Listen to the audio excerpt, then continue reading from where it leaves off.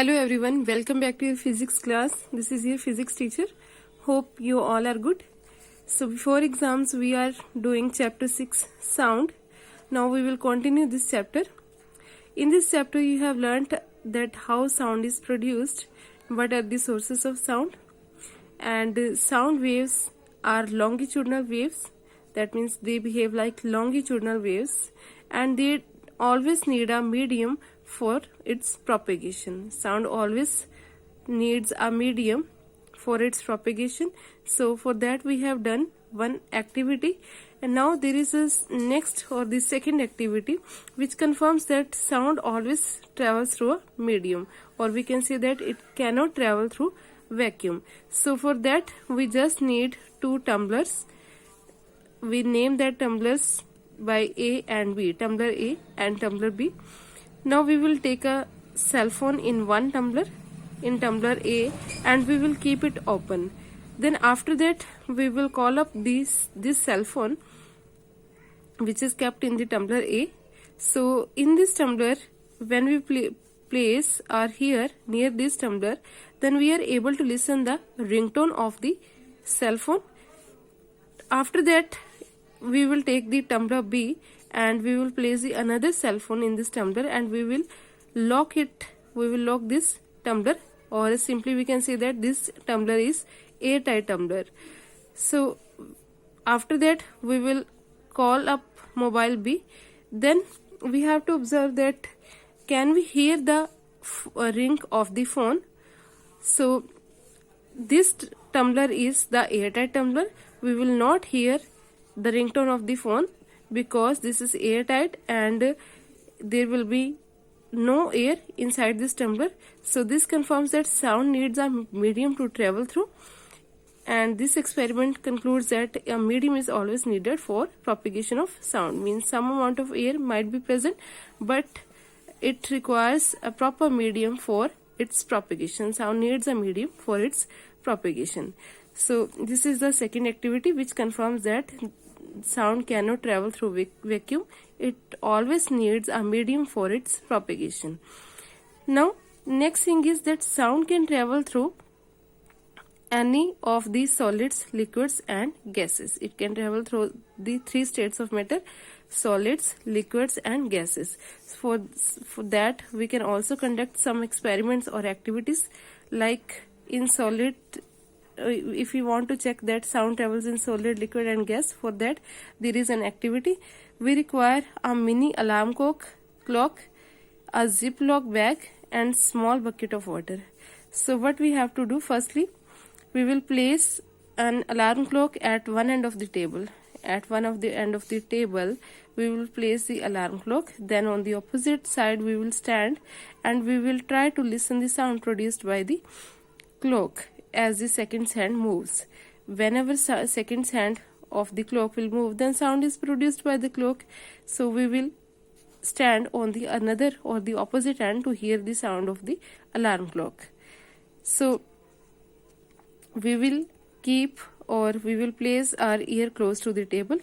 Then we will note down the observation. What is the observation? That we can hear the sound. After that we will cover the alarm clock using a ziploc bag and then we will put it into the bucket of water. After that we will place our ear close to the surface of water and we will try to hear the sound. Now we will also listen the sound through the water whenever the seconds hand of the clock moves. But are we able to hear the sound clearly in all media? When was the sound feeble, loud and loudest? So in this experiment we will observe that the sound of the seconds hand of the clock was heard in all the three media, and we will hear a louder sound through the table and a sound with moderate or medium volume through water and a feeble or very weak sound through the air. So this confirms that sound propagates through solid, liquid and gas. And the second aim of this activity is to check whether sound travels equally in different media. No, sound travels fastest in solids, then in liquids and then in gases. Sound travels better and faster in solids than in liquids and gases. So this is the propagation of sound in solid, liquid and gas. So why it travels faster in solids than in liquids and gases? There is a reason behind this. Now we will learn about that. So as we know, sound is produced by vibrating objects, and these vibrating objects disturbs the particles. They give the energy, and the particles get disturbed which are in contact with the object, and these particles are set up into vibrations. That means the vibrating object disturbs the particles that they are in contact with, and set them into vibrations. So for sound energy to propagate, there should be particles, and from this it is also confirmed that sound needs a medium to travel through. Sound requires a medium to travel through. So what is the reason that sound travels faster and better in solids than in liquids and gases? As we know, the space between the molecules of the solids, or the distance between the molecules of the solids, is very small. So, and the solids are denser in comparison to liquids and gases. So it is easier for the molecules in solids to transmit the vibrations to the adjacent molecules. This is the structure of the solids, in which the molecules are very tightly packed, and there are very small spaces or distance between the neighboring atoms or molecules, and they are very densely packed. So it is very easy for one molecule, if one molecule is vibrating, then for this molecule it is very easy to transfer its energy or the vibrations to the neighboring molecule. Then the neighboring molecule will pass its energy to the next neighboring molecules, and so on until the vibration ends. So this process goes on, and it is very fast, because it is easy for the molecules in solids to transmit the energy or the vibrations to the adjacent molecules. And in liquids, the spaces between the molecules are somewhat larger as compared to solids. So that's why the vibrations are sent to the neighboring molecules are not so fast as compared to solids. And in gaseous medium, the molecules are farther apart. They are very far apart from each other, so it is not easy for the vibrations to travel. So this is the reason that sound easily travels easily or fastest travels in solids than in liquids and gases. Now next, there is a quick check. So first is the true false. Sound is a form of energy. Yes, it is true. Drum is not a source of sound waves. Drum is a source of sound waves when it is beaten with the drumsticks, then it is a source of sound waves, so it is false. Sound is produced by a stationary object. No, it is produced by vibratory objects or the moving objects, so it is false. Sound travels in a vacuum. It's also false, because it always needs a medium for its propagation. Sound is sensed when a vibrating particle from the sound producing source reaches our eardrums. No, the vibrating particle doesn't move from its position, only the vibrations move, so it's false. The vibrating particle remains at its position, but the energy is transferred from one particle to the another, so that's why it is false. Means sound is sensed only when vibrations from the sound producing source reaches our eardrums from one particle to the another. Now there are fill in the blanks. Sound requires medium to propagation. Generally, sound travels in fastest in which medium? In solid medium. Sound propagates in a medium as a series of compressions and rarefactions. Unlike dash travels faster in solid. So we know sound travels faster in solid, and here we can write either light we can write, or we can just write that unlike liquids and gases, sound travels faster in solids, or sound travels faster in solid, liquids or gases, or we can simply write unlike light light we can also write. So next is terms related to sound waves. What are the terms which are related to sound waves? Now here you can see sound waves which is in the form of crests and troughs. So I have explained about two types of waves, that are, first is the longitudinal waves which are in the form of compressions and rarefactions, which travels in the form of compressions and rarefactions, and second is the transverse waves which travels in the form of crests and troughs. That means the waves which travel parallel to the direction of propagation of waves, that are known as longitudinal waves. These are longitudinal. But the waves which travel perpendicular to the direction of propagation wave, that are known as transverse waves, as I have already explained. So how we can represent the sound waves like in the form of crests and troughs if it is longitudinal wave? Sound waves generally are longitudinal waves, but when they travel through liquids and solids, sometimes they behave like transverse waves.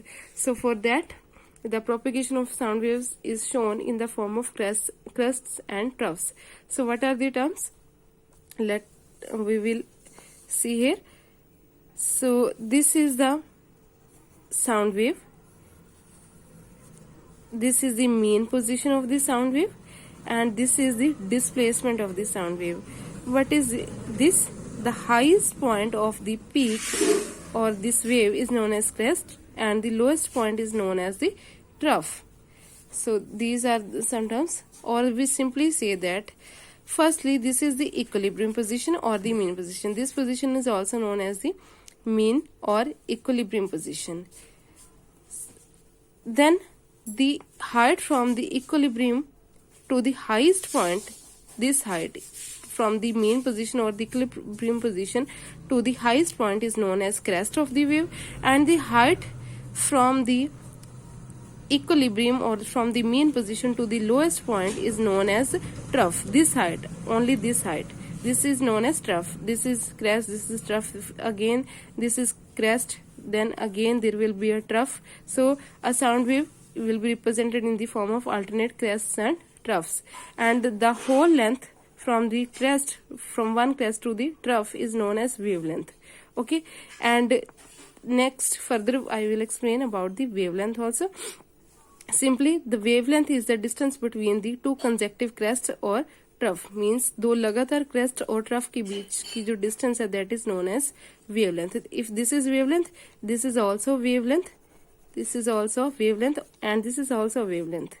So firstly there is a term which is known as amplitude, which is related to the sound wave. What is amplitude? Amplitude is the maximum displacement of a wave from its mean position, that is known as amplitude. So what is the amplitude? This is the amplitude. Amplitude is the maximum displacement of a wave or of a crest or trough from its mean position is called amplitude, and it is distance or displacement, so its SI unit is meter. Next is frequency. What is frequency? Frequency is the number of vibrations produced by a vibrating body in 1 second. That means that in 1 second, how many vibrations are produced by a body? What are vibrations or oscillations? I can draw this wave like this. We can just, here this is started from this point. We can also start the wave from this point. So when we can say that one vibration or one oscillation is completed, when it starts from this point, after reaching this, and then it returns to this point, then we can say that one vibration or one oscillation is completed. So it can complete this vibration in 1 second, in 2 seconds, in 3 seconds. One vibration can be completed in any time. But if the number of vibrations produced by a body in 1 second, then that is called the frequency of that body. The number of vibrations, how many vibrations are produced by a vibrating body in 1 second, that is called frequency. 1 second में कितनी vibrations हुई हैं? So it is denoted by the letter F or N, and the SI unit to measure frequency is hertz. And if any particle produces one vibration in 1 second, then its frequency will be 1 hertz. But if one particle produces one vibration, this is second vibration, this is third vibration, 1 2 and और यहाँ पर 3. अगर एक second में 3 vibrations हो रही हैं, then that particle or that wave will have the frequency of 3 hertz. So frequency is just the number of vibrations completed by a particle in 1 second. Next is the time period. What is time period? It is just the time taken by a particle to complete one vibration or oscillation, because the time will be different for every vibration, for the completion of every vibration or oscillation.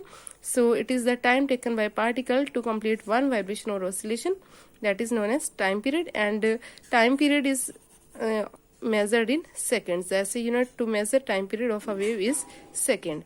Now next, wavelength. I have explained that it is the distance between two consecutive crests and troughs. It is known as wavelength. This is also wavelength, and this is also wavelength. So next is how wave frequency and time period are related to each other. If f is the frequency of vibrations and t is the time period, then f vibrations are produced in 1 second. So therefore time taken to complete one vibration will be t is equal to 1 over f. Number of vibrations and time period are related to each other by this formula, t is equal to 1 over f. Then wavelength, the distance between two consecutive crests and troughs is called wavelength. In sound waves, wavelength can be defined as the distance between the consecutive compressions or rarefactions. When we talk about the longitudinal behavior of the sound waves, and the SI unit of wavelength is meter, because it is a length, so its SI unit is also a meter, and it is denoted by a Greek letter lambda, which is called lambda. So I hope you will understand these topics. Thank you.